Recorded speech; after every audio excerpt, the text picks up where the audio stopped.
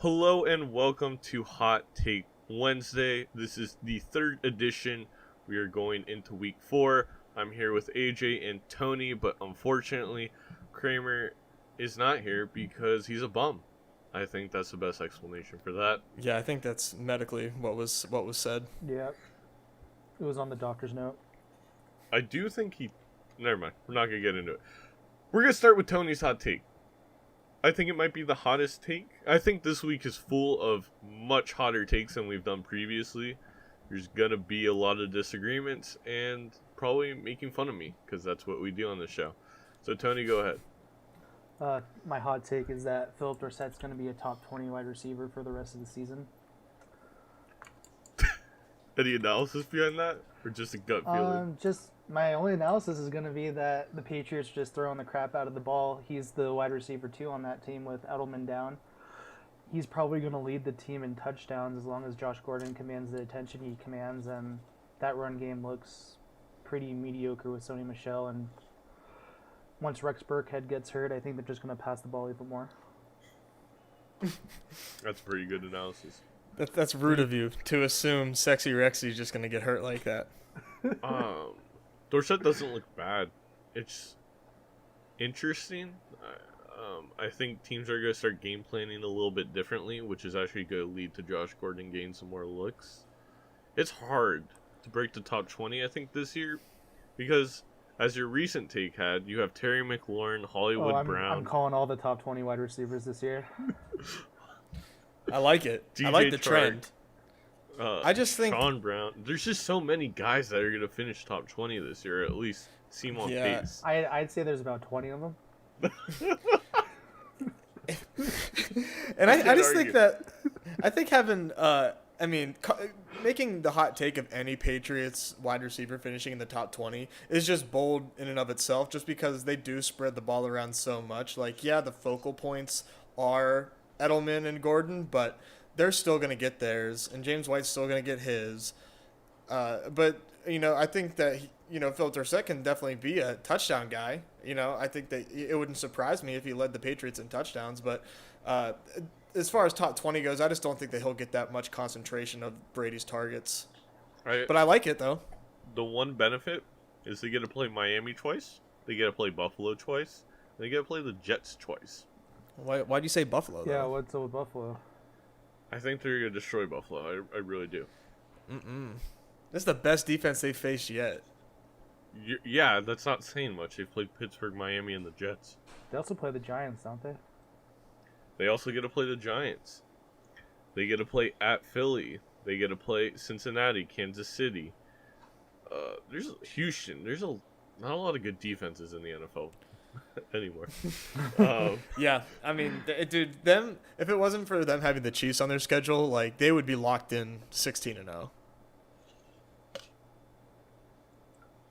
I'm not gonna. I mean, right now he's standard 14 PPR 18. I'm assuming you're talking standard since you like the touchdown upside for the top 20. See him doing it. I can see him doing it in PPR too, though.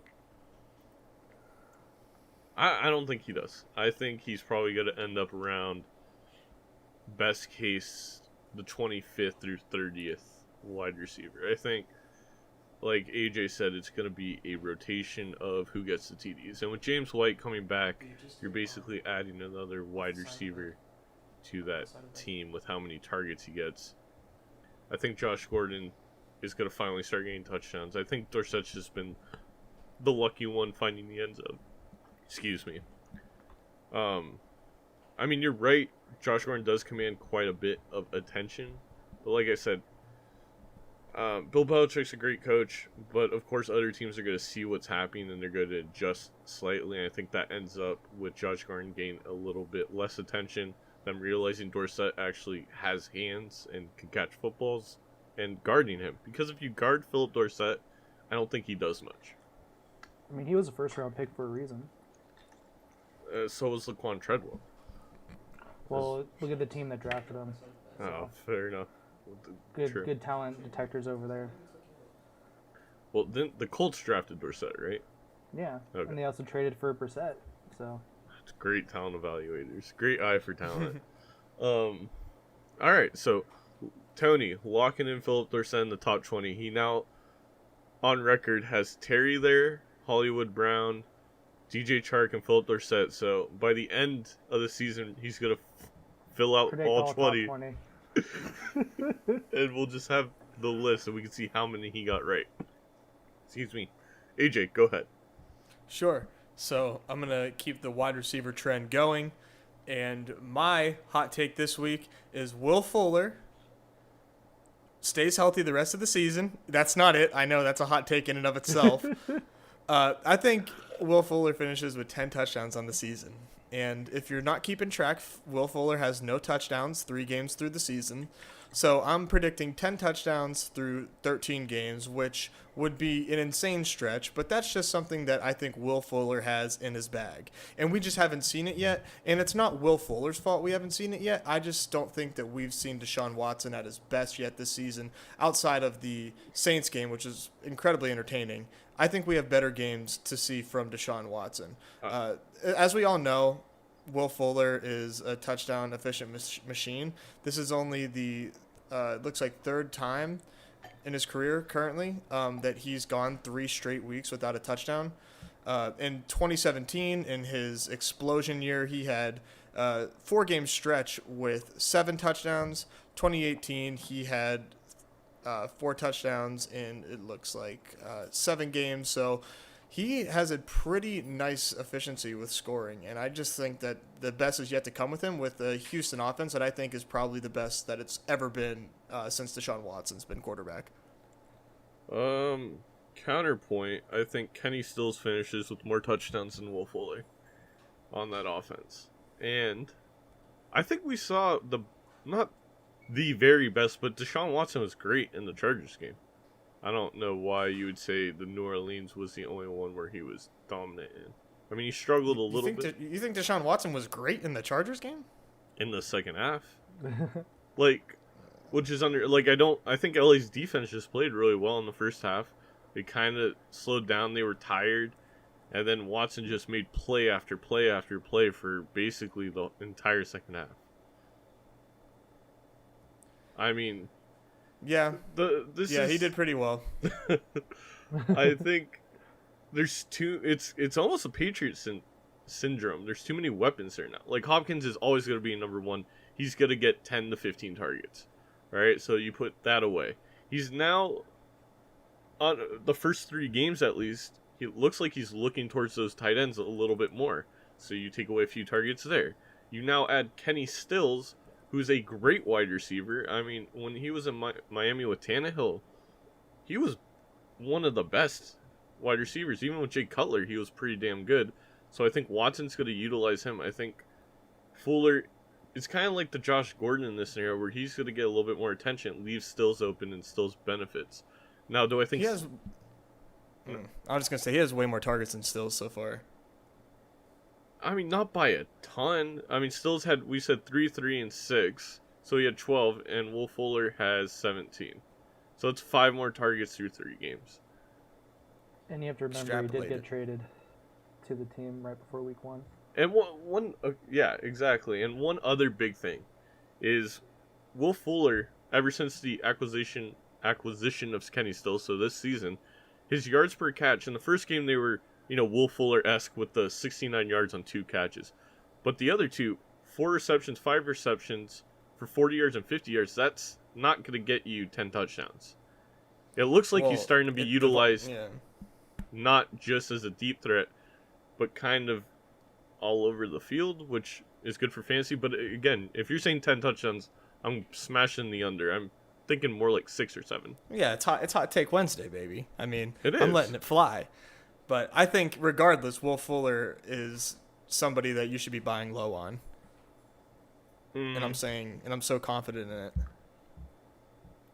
It's okay. I got even hotter take. I'll get the sun off. I just think you guys need to put some respect on Will Fuller's name just because he hasn't scored in 3 games. Yeah, but all right. Let's look at 2018 really quick. He played in was that 7 games? And he had 4 touchdowns. It's pretty damn good pace. But he also didn't have Kenny Stills on the roster, so. And this is the thing. Every single one of those games last year, he averaged more yards per catch than he has in 2/3 of the games this year. That's what's worrying me. So I really do think Kenny Stills has basically replaced him as the guy getting those bombs. Well, that's why I think that that just shows that he's not even like playing at his peak yet. I guess that's the argument. Is this the new norm, or is this like him just not being? He's coming fully... off a knee injury, right? Towards the ACL, right, last year? Yeah, he did. So he's gonna, was that hammy or is it a calf that people hurt every single time they come back? I think it's a hammy rather. Yeah, sorry, that's what I meant. Sure, AJ. All right, my hot take.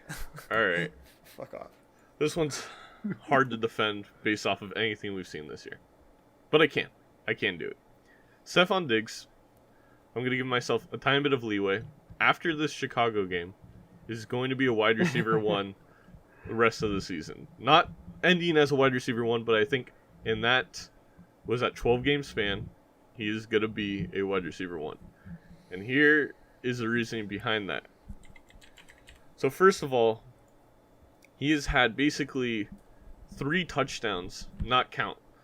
One of which was due to a flag that was holding on the offense, which Kirk Cousins would have got thrown off anyway. Unfortunate. One was a bullshit pass interference call that I've gone over basically every time we've talked since then, because the refs cheat for Aaron Rodgers, and Denver recently saw that this weekend. It's ridiculous. And then this past game, he got a little hitch, and he would have been off for a touchdown. There was no safety there. There's just a corner, except the corner reached up and grabbed his face mask and literally twisted his head off. Otherwise, he's off for a touchdown. Because there's no way he was going to tackle him from the position he was at. He got lucky. He got the finger caught in the face mask.